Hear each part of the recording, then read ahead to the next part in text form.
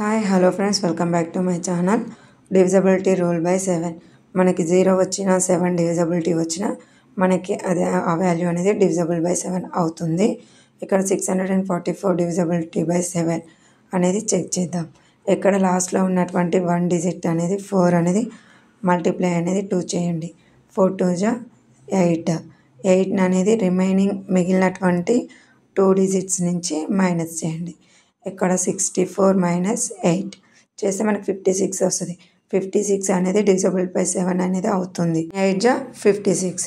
So 56 divisible by 7 కాబట్టి 644 divisible by 7. ఇక్కడ 1764 అనేది చెక్ చేయాలి. ఇక్కడ వన్స్ ప్లేస్లో ఉన్నది 4 4 2 జా 8. 8 అనేది రిమైనింగ్ 176 నుంచి మైనస్ చేయండి. 168. ఇది కూడా కొంచెం కష్టం కాబట్టి వన్స్ ప్లేస్లో ఉన్నటువంటిది 8 2 జా 16. రిమైనింగ్ 16 నుంచి మైనస్ చేస్తే 0.